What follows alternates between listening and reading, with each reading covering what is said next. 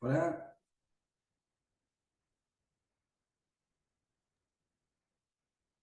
Hola, hola,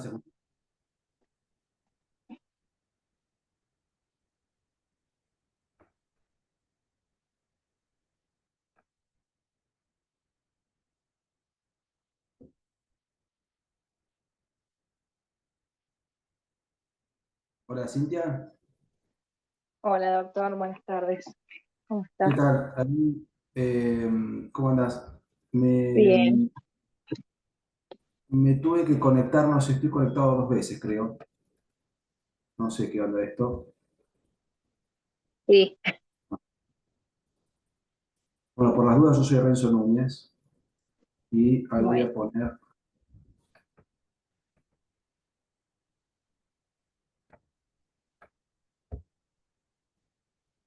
si puedo poner,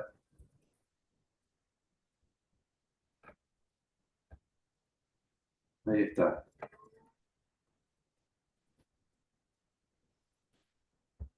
Toma, te lo voy a cancelar. Voy a salir acá.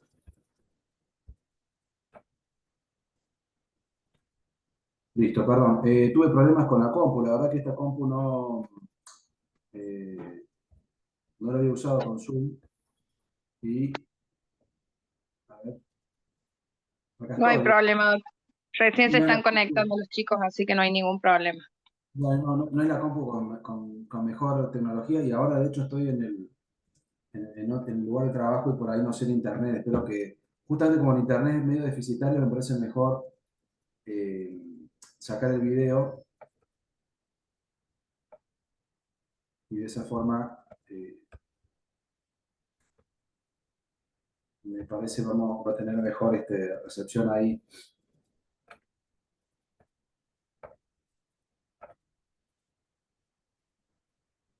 Ahí estoy compartiendo pantalla, ¿se ve o no? Se está compartiendo. Bárbaro.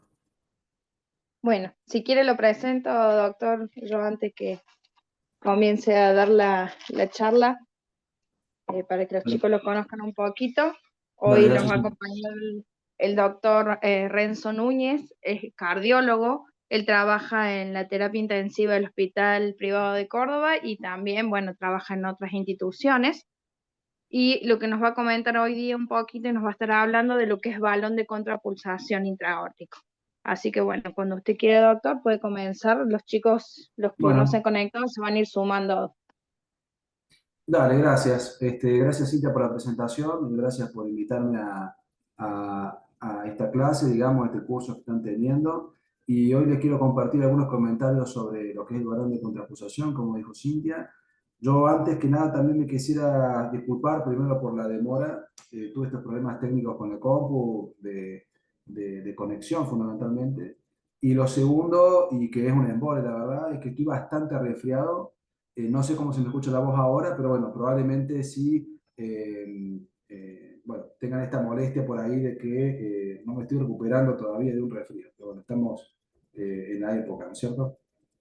Yo voy a ir pasando de diapositivas. Quisiera ver si, ahí está, si esto, ahí está, ¿no es cierto? Se ve. Bueno, el balón de contrapulsación, como dice su nombre, como partido en dos, sería balón, contrapulsación, qué términos por ahí atípicos, no tan intuitivos, ¿no es cierto?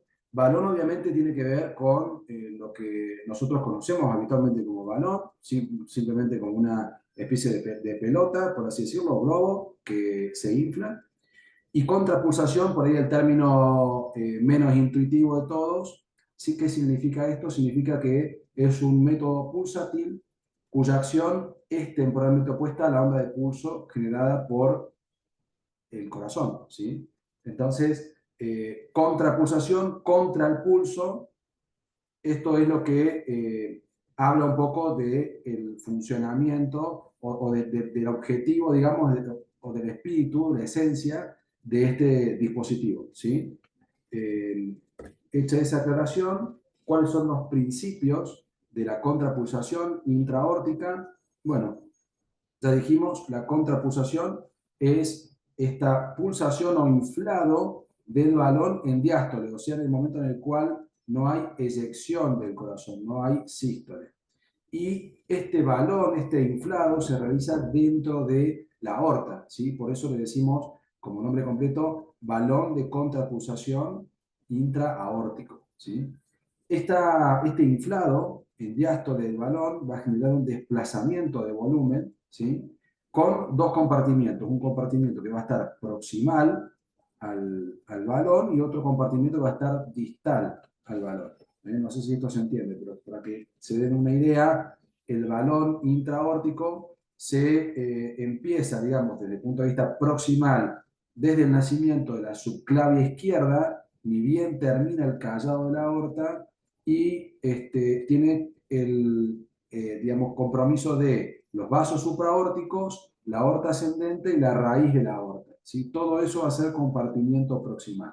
Y compartimiento distal va a hacer todo lo que es aorta descendente e incluye fundamentalmente las arterias renales. O sea, las arterias renales tienen que estar dentro de ese compartimiento distal. No debería estar entonces el balón implantado por, digamos, por delante del nacimiento de la subclavia izquierda, esto es, por nacimiento de vasos supraórticos, y tampoco por o en el nacimiento de la arteria renal.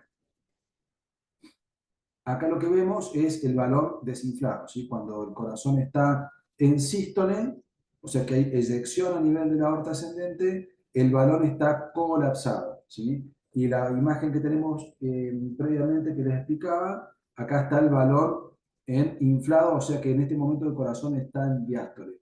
¿Qué es lo que vemos en el momento en el cual el corazón está en diástole? Hay una flecha que indica el flujo. Acá podría poner a lo mejor el cursor, me parece el puntero, no sé si lo ve, pero bueno, acá lo que podemos Sí, ver sí, es esta sí. flecha que lo que indica es cómo va el flujo en ese momento en diástole. Normalmente, en una aorta que no está contrapulsada, el flujo en diástole sigue anterógrado, digamos, igual que la sístole, desde el callado hacia la aorta ascendente. En el caso de la aorta contrapulsada, acá el flujo en diástole va a volver hacia la aorta ascendente y por ende la raíz de la aorta.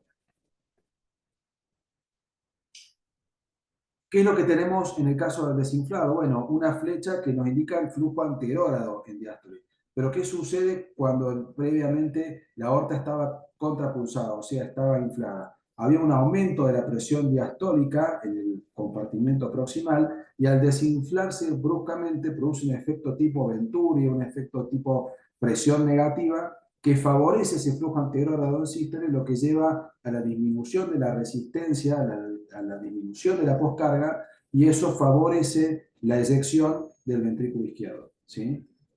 Cuando tenemos más poscarga, el ventrículo izquierdo se ve en dificultad, se ve deteriorada un poco su volumen sistólico, y el volumen sistólico se ve incrementado o favorecido cuando tenemos menor poscarga. ¿Por qué? Porque tenemos menor resistencia y es más fácil eyectar mayor volumen de sangre, ¿sí? A su vez, los balones de contrapulsación tienen diferentes tamaños para diferentes tamaños de pacientes, ¿sí? Lo que tenemos en cuenta fundamentalmente es la altura del paciente y eso te determina un poco cuál va a ser el volumen del balón de contrapulsación. En términos de centímetros cúbicos, va a ser de 25 centímetros cúbicos para un paciente que mida menos de 1,50, hasta 1,63 puede ser de 34 centímetros cúbicos. El que más utilizamos en adultos es el de 40 centímetros cúbicos, que va desde una altura de 1,63 a 1,83, y para personas que midan más de 1,83 correspondería a un valor de 50 centímetros cúbicos. Esto tiene que ver con que el inflado del balón no debería exceder el 80-90% del diámetro de la aorta, pero sí tiene que tener una ocupación del diámetro de la aorta que sea suficiente como para producir el efecto de contrapulsación, ¿sí? ¿Por dónde se coloca? Bueno, se coloca en general por vía femoral y en general lo hacemos ya por punción, prácticamente no se hace más por disección de la arteria. También puede ser la opción del axilar o la transtorácica por aortotomía en algunos casos particulares fundamentalmente pacientes que están en cirugía cardiovascular, pero lo típico y por lejos más frecuente es la vía femoral percutánea. Y el sitio correcto de colocación, por donde, como vimos en el esquema, es 2 a 3 centímetros distal de la emergencia de la subclavian izquierda. Lo que infla el balón es un gas inerte que se llama helio, ¿sí? Y se usa helio porque justamente hacer un gas inerte no es tóxico en caso de ruptura, ¿sí? Entonces, es lo que sabemos usar. En la placa de control post colocación de un balón, lo que vamos a tener que ver es la punta del balón, que es radiopaca y que se acerca a lo que sería el fin del callado aórtico, ¿sí? Acá tenemos una correcta colocación del balón. Por acá, evidentemente, se fue hacia una carótida. Este balón está incorrectamente insertado, ¿sí? o colocado. En este caso, como se ha desplazado hacia arriba, habría que recolocarlo unos 3-4 centímetros al menos hacia abajo para que no obstruya el flujo de la carótida, en este caso carótida izquierda. ¿Ok?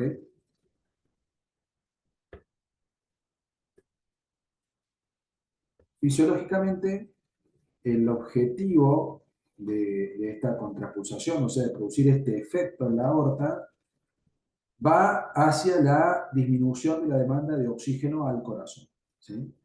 Eh, Ustedes me van siguiendo hasta ahora, ¿cierto? Porque estos conceptos a lo mejor ustedes no están familiarizados.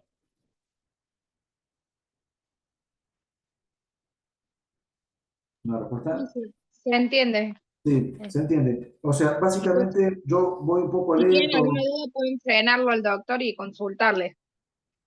Ah, mira, acá en el chat, perdón, acá no había visto, sí se entiende, perfecto. Sí, básicamente, a ver, estos conceptos que yo estoy trayendo acá en esta clase son un poco raros, digamos, son muy distintos de lo que habitualmente ven en general, porque los dispositivos de asistencia circulatoria mecánica tienen como diferentes tipos de ayudar al corazón, digamos, diferentes métodos mecánicos de ayudar al corazón. Y este es muy particular porque es muy indirecto y es en la aorta y por eso por ahí es un poco difícil de explicar cuando uno no viene en el tema, ¿no es cierto? Acá hay que conocer un poco más de fisiología cardíaca, un poco de física, tener la experiencia de haber visto un balón, entonces así en el vacío, de la nada, digamos, hay que tratar de remontar un poco, de explicar esto, es complejo. Pero si no se entiende algo, me avisan, frenamos y volvemos sobre el tema. Bueno, fisiológicamente le decía que esto va a reducir la demanda de oxígeno. Y esto lo va a hacer fundamentalmente por dos métodos. Uno es, como dijimos, aumenta la presión en el compartimento proximal. Al aumentar la presión ahí a ese nivel, va a mejorar un poco la perfusión de las coronarias. Pero fundamentalmente la demanda de oxígeno, o sea, el consumo de oxígeno en el corazón, va a caer porque al desinflarse, al disminuir bruscamente la presión en ese compartimento proximal, se va a reducir la poscarga y entonces el corazón va a tener que trabajar menos. Al tener menos trabajo, va a consumir menos oxígeno, ¿sí? Esto es todo en la teoría, ¿cierto? El incremento de la velocidad del flujo sanguíneo coronario lo vamos a tener a expensas del aumento de la presión que generamos en diástole. El corazón, particularmente el ventrículo izquierdo, se perfunde fundamentalmente en diástole, ¿sí? Por ese motivo vamos a aumentar ese flujo. Y el aumento de la presión diastólica, ¿sí? Que es el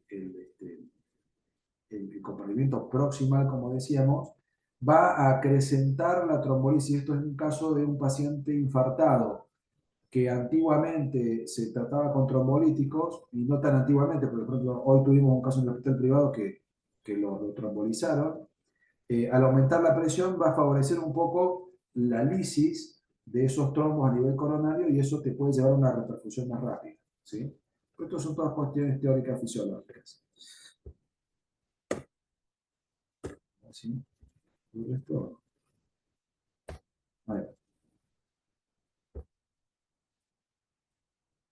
La insuflación del balón, esto sí. Lo que te va a hacer el balón insuflado, como dijimos, es incrementar un poco el gasto y también, en sentido retrógrado, aumentar un poco el flujo coronario, ¿sí? Cuando está sincronizado, ¿sí? Esto es cuando ni bien empieza la diástole se infla y ni bien va a empezar la sístole se desinfla, produce este correcto funcionamiento. Cuando está desincronizado, ya vamos a ver que la cuestión se complica y es muy difícil determinar realmente o subjetivamente la mejoría del paciente. Todos estos efectos fisiológicos de disminución de la demanda de oxígeno o aumento del gasto. Lo único que podemos hacer es monitorizar al paciente. En general se prefiere utilizar, por ejemplo, catéter de Swan-Ganz, que usa el método termodinámico, que es un poco más sensible y específico que otros métodos que usan la onda de pulso para medir gasto cardíaco. Con ese tipo de método uno puede realmente evidenciar si si el paciente, perdón, es respondedor o no al tratamiento con el balón. Y un poco también la sincronía esta, que es muy difícil de determinarla, se ajusta bastante en términos de la respuesta, ¿sí? Si la respuesta es buena, entonces está sincronizado; si no lo es, entonces posiblemente esté desincronizado. Lo que va a generar es que al bajar entonces la poscarga te va a bajar la resistencia, eso reduce el consumo de oxígeno, mejora el rendimiento contráctil del corazón. Al bajar la resistencia por una cuestión mecánica solamente mejoraría el gasto. Todo esto va a mejorar la fracción de eyección y por ende ahí estaría el efecto terapéutico del balón como soporte circulatorio, ¿sí? Porque al mejorar el gasto te va a mejorar la perfusión, ¿sí? Recuerden ustedes que la presión arterial es el gasto por la resistencia y ahí, bueno, sale todas las demás formas, ¿no es cierto?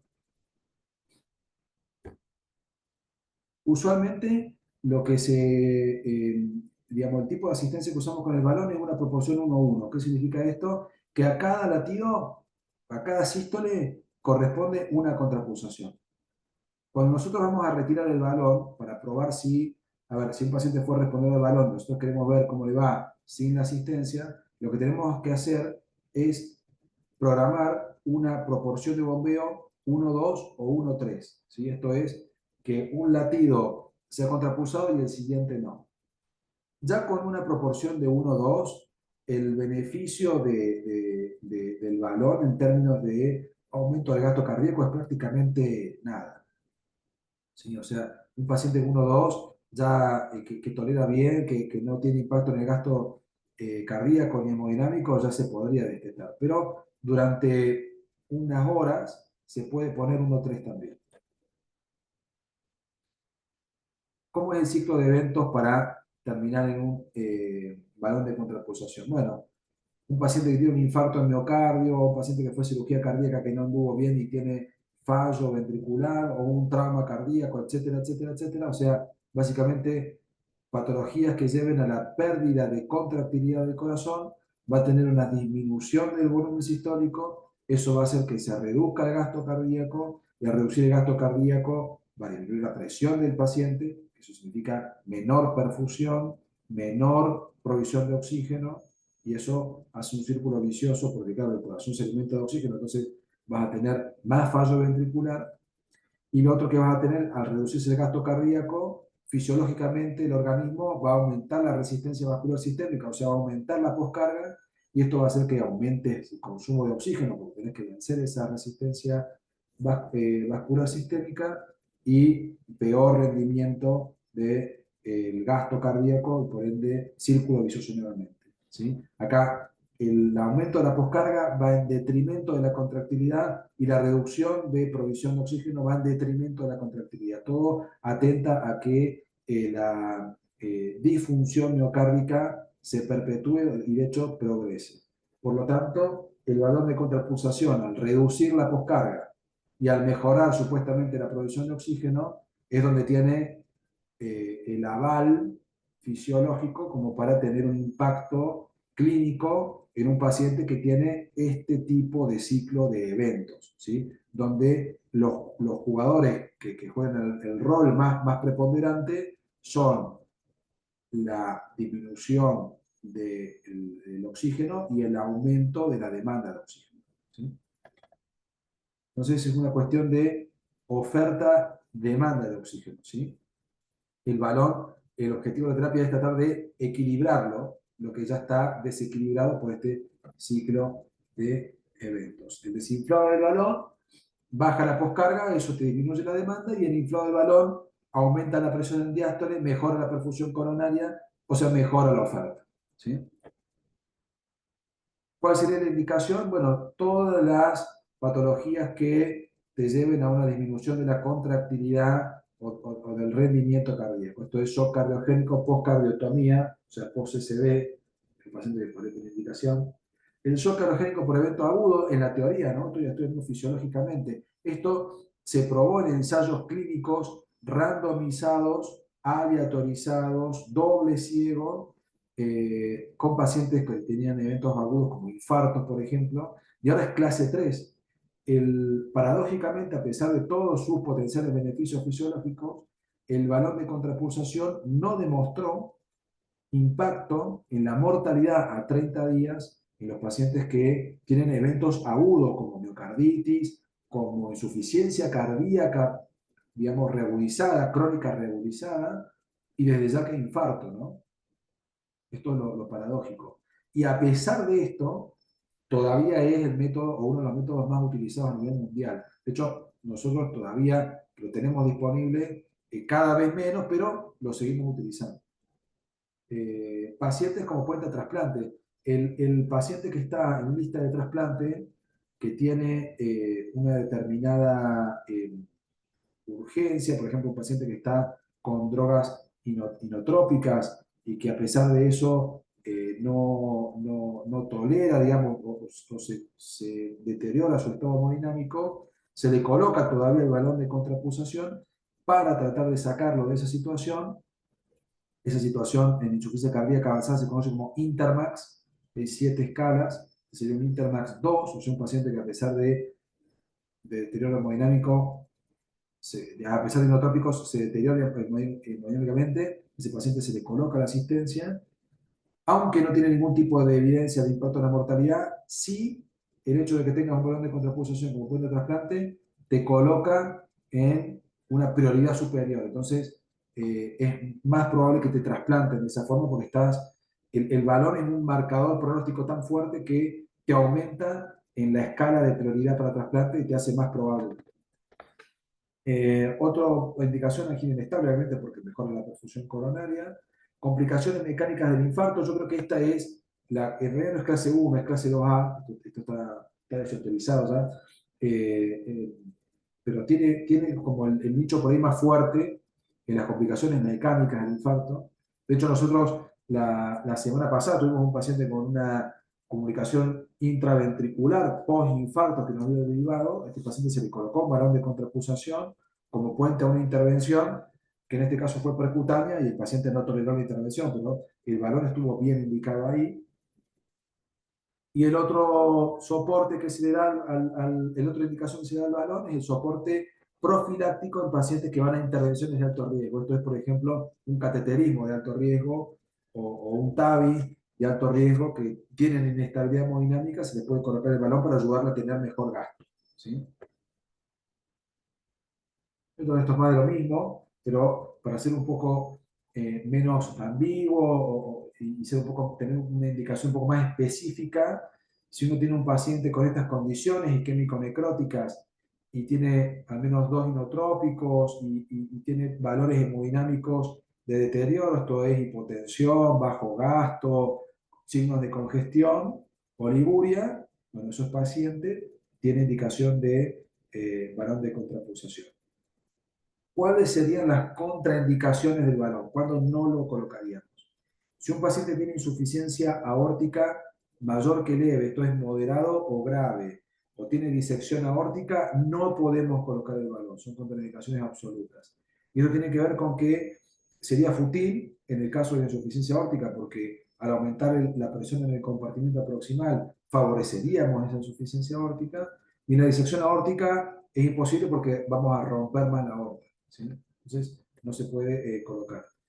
Y otras contraindicaciones, no tan absolutas, pero también igualmente importantes, son aneurisma de aorta abdominal, porque podríamos aumentar la presión a nivel del compartimiento distal y romperlo, y la enfermedad arterial oclusiva, la enfermedad oclusiva arterial tampoco, más que nada porque el balón de contrapulsación tiene un introductor de un frechaje de al menos 8.5 French, o sea, es bastante obstrucción para un vaso que ya está previamente enfermo, y en general la complicación más temida del balón, aparte de la rotura de la aorta, es la isquemia del miembro al cual nosotros le insertamos el balón a nivel femoral. Entonces, tenemos que tener muy en cuenta esas contraindicaciones. ¿Sí? Bueno, esto es más de lo mismo. Respecto del consumo de oxígeno, como vimos, es la función tal vez más importante, ¿sí? Porque disminuye el consumo de oxígeno. Esto te balancea un poco la disregulación oferta-demanda que tienen estos pacientes. Hemodinámicamente tiene un impacto bajo. Generalmente un paciente respondedor no llega al litro minuto de gasto cardíaco. Generalmente el aumento de gasto cardíaco es de 0,5 litros por minuto o menos, ¿sí? Eh, Obviamente que requiere un paciente que tenga pulsatilidad, no es como un Impela, no es como un ELVAD, un paciente que requiere contractilidad, requiere función del corazón. Al flujo coronario, en principio, sí le aumentaría teóricamente en diástole. Por lo tanto, como en isquemia las arterias coronarias ya están dilatadas al máximo, la perfusión coronaria se va a beneficiar fundamentalmente por el aumento de presión, porque ya es presión dependiente. Entonces en isquemia tendríamos este efecto. Y en cuanto a la poscarga, ya dijimos que cuando se desinfla, antes de comenzar la sístole, se hace cierto grado de presión negativa o efecto Venturi, que disminuye la presión y favorece la disección del corazón. ¿Sí? Sobre la precarga, lo que vamos a tener es que como el corazón va a ser más eficiente, va a reducir su congestión, va a reducir su presión en las aurículas. Esta reducción de la presión en las aurículas, en teoría, podría llegar a hacer que se reduzca un poco la frecuencia cardíaca y también disminución de ciertas arritmias supraventriculares. Sobre la perfusión renal, cuando está bien colocado, al aumentar un poco la presión a nivel distal, podría incrementar la perfusión renal. Esto es todo teórico, medido por catéteres. Apenas aumenta un poco el flujo. Sí, cuando está ubicado justo en la salida de la arteria renal, o sea, obstruyendo la arteria renal, podríamos comprometer la perfusión renal y esto podría llevarnos a complicación de justamente fallo renal en pacientes soportados por valor. Así que si el paciente se pone olíurico, hay que pensar, bueno, primero bajo gasto, que es lo más frecuente, si el paciente no respondedor, que está con un shock cardiogénico, obstrucción de la arteria renal o disección de aorta. ¿Sí? Son las opciones en las cuales hay que estar atentos. Resumiendo, el valor disminuye la poscarga, aumenta el gasto cardíaco marginalmente, pero algo aumenta. Frecuencia cardíaca, al disminuir la congestión, algo la disminuye. Las presiones centrales o presiones de llenado, que son presiones intramiocárdicas, en algo la disminuye, esto es menor congestión, y por ende disminuye la tensión en la pared del corazón. Al disminuir la presión subendocárdica, mejoraría teóricamente un poco la perfusión coronaria. ¿Cómo se sincroniza el valor? El balón se puede sincronizar por electro o por curva de presión arterial. Por electro hay que buscar el pico de la onda T, que lo cual significa a nivel mecánico que terminó la sístole, y desinflar justo antes de que empiece la onda R en el electro. Ahí es cuando empezaría la sístole, ¿cierto?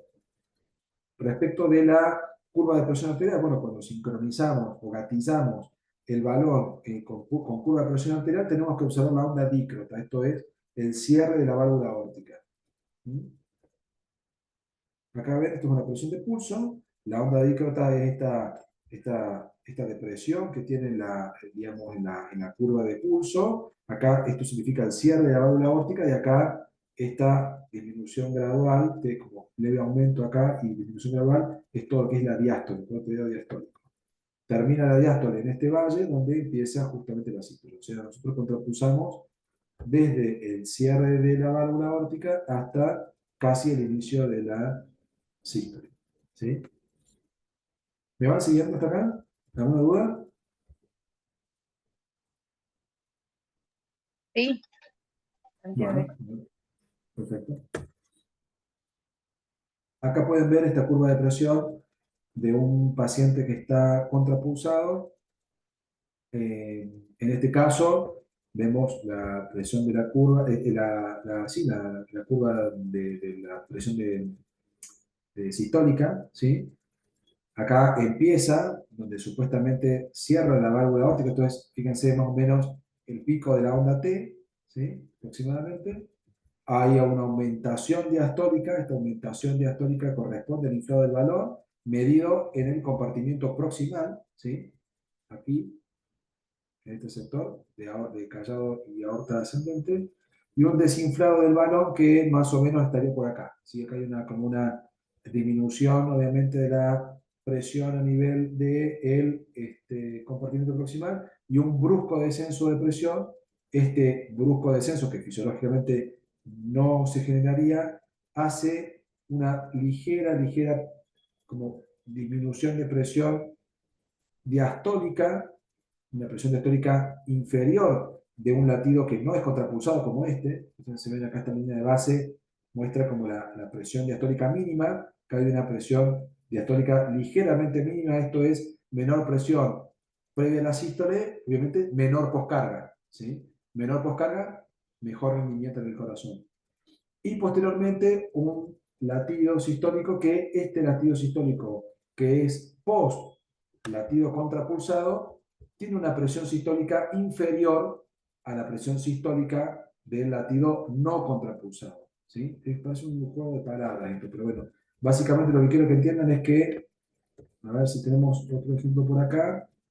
Acá tenemos un paciente que está contrapulsado 2-1, esto es, un latido se contrapulsa, el otro latido no se contrapulsa, y lo siguiente sí, ¿sí? ¿Se dan cuenta? Una cadencia 2-1. Y lo que vemos acá es que el latido contrapulsado, que es este que viene después de una aumentación diastólica, es más bajo a nivel sistólico y, en cuanto a presión, y en cuanto a presión también es más bajo a nivel diastólico. ¿Sí? Esto es que el latido que se contrapulsó, o sea, este de acá, este segundo post aumentación diastólica, es de menor presión. Por tanto, al ser de menor presión, en teoría va a ser un poco más lleno, un poco más de volumen sistólico que el latido previo que no fue contrapulsado. Entonces, lo que ven es que acá tenemos un descenso de la presión diastólica más paulatino, no tan brusco como este de acá, ¿sí? Y una diástole que es de mayor presión que esta otra. ¿Sí se dan cuenta? Entonces,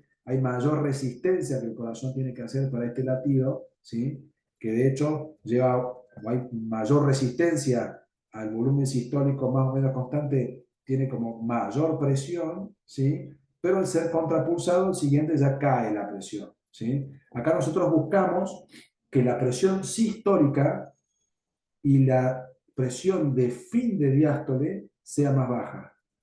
No obstante eso, como tenemos una presión diastólica aumentada, una aumentación diastólica muy significativa, la presión arterial media va a tender a aumentar, porque la presión arterial media tiene mayor relación con la presión en diástole que en sístole. Por lo tanto, lo que vamos a tener es que en un paciente que está contrapulsado, ¿sí? Como es este caso, fíjense el área bajo la curva, toda la cantidad de presión que se generó por el inflado del balón, todo esto en diástole, esta presión aumentada va a hacer que tengamos no solamente mayor perfusión a nivel coronario, sino que a nivel sistémico una presión media tal vez superior que la no contrapulsada. ¿Sí? ¿Se entiende todo este juego de presiones en el ciclo cardíaco por presión? ¿Por curvas de presión?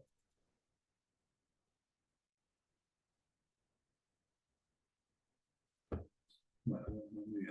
Estoy viendo el chat que lo van siguiendo perfecto. Bueno, muy bien. A mí esto me costó un poco entenderlo en su momento, pero bueno, básicamente cuando se fijen No, porque a ver cómo está la presión sistólica en un paciente cuando está contrapulsado, cómo está la presión diastólica, cuando todo el balón te lo va midiendo, vos ya sabés que si la presión arterial media se mantiene o aumenta, pero la sistólica baja en la contrapulsación y la fin de diástole baja, entonces el paciente posiblemente esté bien contrapulsado. ¿Cómo corroborar si el paciente está también bien contrapulsado? Bueno, podría ser ver la respuesta terapéutica, si mejora el gasto. Pero esto no siempre se ve, la mejoría de gasto cardíaco. ¿Ok? Entonces no es un parámetro tan fidedigno. ¿Cómo podría estar un paciente incorrectamente contrapulsado? Bueno, si tiene ciertas asincronías, son errores de sincronización, que tienen que ver con la programación de desinflado y con la programación del trigger o gatillo, ¿sí? En este caso tenemos un paciente que tiene un inflado incorrecto, un trigger, digamos, como adelantado, un inflado adelantado, antes de la onda dícrita, ¿no? Tenemos una aumentación diastólica, ¿sí? Pero es muy precoz. Esto va a hacer que el balón se esté inflando cuando el corazón todavía está latiendo, o sea, está tratando de mandar sangre a la aorta y el balón le genera una resistencia, en lugar de una disminución de poscarga, va a aumentar la poscarga por una obstrucción fija a nivel de la aorta, ¿sí? Obviamente que vamos a tener aumentación diastólica, sí, la vas a tener, pero el rendimiento cardíaco va a ser muy malo porque no favoreciste la sístole, ¿sí? Un inflado prematuro. Otra cuestión que puedes tener es un inflado tardío. Ves la onda dícrota y el balón se infla mucho después, ¿sí? Acá vas a tener un aumento diastólico muy pobre porque, claro, parte del volumen sistólico en diástole ya se fue por la aorta. Es muy raro que vayas a tener una aumentación diastólica importante con un inflado tardío, ¿sí?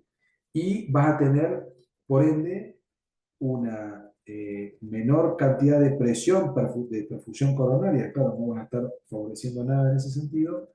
Y lo otro que vas a tener también, probablemente poco, es un descenso diastólico significativo, ¿no? Inflado tardío, entonces también igualmente fútil. El desinflado incorrecto, esto es un desinflado muy precoz.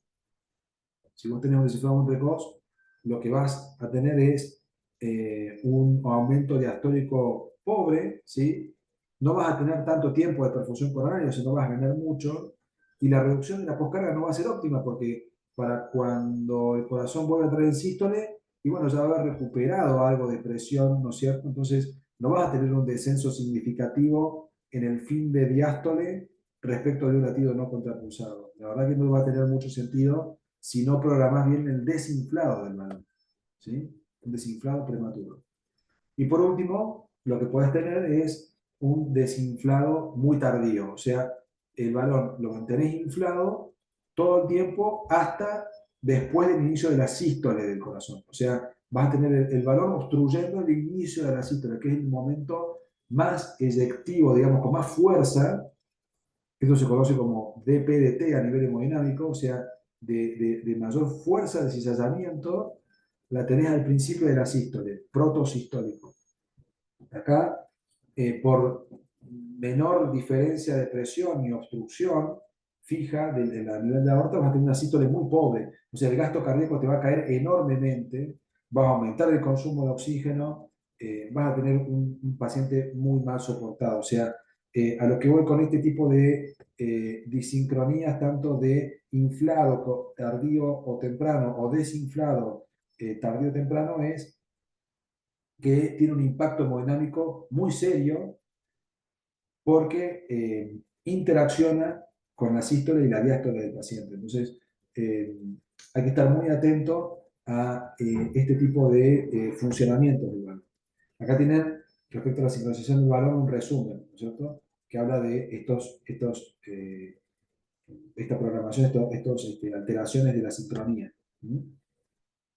Otras complicaciones pueden ser que un paciente, por ejemplo, tenga marcapasos y que interprete mal el electro, que tenga frecuencia cardíaca elevada o que esté taquicárdico, entonces acá no se puede generar un inflado y desinflado muy bueno en un paciente que tiene más de 150 latidos por minuto. Y yo diría incluso 120 latidos por minuto. Entonces, yo generalmente cuando nosotros tenemos un paciente que está con taquicardia, más de 120 latidos por minuto, y por fuerza lo que tenés que hacer es programarlo a menos 2,1, ¿sí? Para que tengas algún grado de aumentación diastólica. Lo que pasa es que en un paciente tan taquicárdico, el balón de contrapulsación, muy improbable que te pueda llegar a ayudar a mejorar el gasto. Una arritmia va a ser que, por ejemplo, una fibrilación auricular, va a ser que tengas un pulso totalmente irregular, irregularmente irregular. Entonces, es imposible realmente dar una buena asistencia de balón en un paciente con FA. Bueno, obviamente si tienes un paciente que tiene un muy bajo gasto y vas a tener ya tan bajo volumen sistólico que el balón no va a tener ningún tipo de impacto. Si lo tenés mal posicionado, ni hablar. Si tenés mala sincronía con respecto al ciclo cardíaco, ni hablar. Y si se rompe el balón, lo que vas a ver es que parece sangre por el tubo del balón. Eso es sí o sí perforación del balón. Hay que reemplazar el balón. ¿Ok? Y acá no lo puse, pero bueno, también está la isquemia del miembro, ¿no? Ya lo nombramos. La isquemia del miembro distal por la colocación del balón. Básicamente, un paciente que tiene estas indicaciones de shock, por ejemplo, disminución de contractilidad, y vas a necesitar que tenga un relativamente buen gasto cardíaco, que esté sinusal, que no esté muy taquicárdico, idealmente que no tenga marcapaso, y bueno, ojalá que no tenga enfermedad arterial, porque si no vas a tener problemas de isquemia, ¿sí? Controlar el balón es controlar la ubicación, controlar el ritmo, ver el tema de las plaquetas, porque el balón, como tiene un efecto mecánico de inflado y desinflado en la aorta, rompe plaquetas, lo hace a veces, digamos, con bastante eficiencia y genera una disminución plaquetaria, digamos, muy brusca. Entonces hay que tener en cuenta eso. La curva térmica, esto tiene que ver con que la hipotermia favorece la coagulopatía. Anticoagulación, muchos de estos pacientes van anticoagulados. Si el paciente por algún motivo tiene contraindicación de anticoagulación, es preferible poner al menos 5.000 unidades de heparina en el suero, digamos, que mantiene permeable el balón, en la línea arterial del balón, para que no se tape. Controlar los pulsos periféricos, esto es por el tema del riesgo de isquemia, y la alarma, la rotura de catéter, que es cuando aparece sangre dentro de la extensión del catéter, ¿sí? Para retirar el valor, ya vimos, hay que ponerlo inicialmente un 2,1 o 3,1 para ver que efectivamente el paciente no necesita el soporte circulatorio mecánico. Idealmente que tenga muy poquito soporte inotrópico antes de la retirada del balón. Constatar que desde el punto de vista hemodinámico, si se puede invasivamente, tenga parámetros de buen gasto cardíaco y presiones de llenado más bajas, y que no tenga, por ejemplo, cambios isquémicos o arritmia, o que esté inestable eléctricamente, o sintomático por dolor de pecho, etc. Bueno, básicamente eso es todo, ¿sí? Eh, ¿Alguna duda?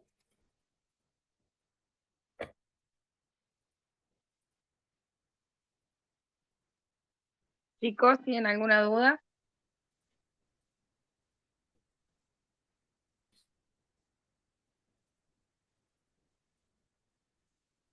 Como cuidado de enfermería, doctora, que los chicos no se animan por ahí a preguntar, eh, los cuidados de enfermería serían más apuntados a lo que es el punto de inserción del balón intraórtico. ¿Tendríamos que tener algún cuidado específico? Sí, bueno, eso es fundamental como toda invasión, el cuidado de la inserción del balón, que esto hay que hacerlo diariamente o ante cualquier cambio clínico, ¿sí? Por ejemplo, fiebre o aparición de un trastorno de la perfusión a nivel distal del miembro. Eh, y con respecto a lo que al cuidado general, aparte de la inserción del balón, por supuesto que estar atentos a el comportamiento hemodinámico del paciente. Esto es, cualquier arritmia te puede llevar a la disincronía y entonces el paciente lo vas a tener hipotenso. tener en cuenta que la presión del pulso cambia, entonces la medición de la presión arterial del paciente ya no es lo mismo, ¿sí? A veces podés seguirte por la medición invasiva radial, pero en general la más representativa es la que te mide el balón. Nosotros salvo alguna excepción, pero la presión que corresponde es la que mide el balón. Eh, Después lo que hablamos de los controles de temperatura del paciente, control de plaquetas, bueno, tener en cuenta todo ese tipo de cuestiones extra más particulares de un paciente que tiene asistencia mecánica. Perfecto. Gracias, doctor. Ahí creo que pusieron algo los chicos, A ver, sí. que no, que por ahora no tienen ninguna duda. Bueno, si no hay dudas, a ver. Si no, no hay dudas, bueno, lo despedimos, doctor. Le damos gracias por la explicación, por su tiempo y muy linda la clase. Bueno, muchas gracias. Estoy a disposición. Me pueden contactar a través de Cintia, que tiene mi contacto, y cuando quieran. Bueno, muchas gracias. No, por Chao. nada. Chao, buenas tardes.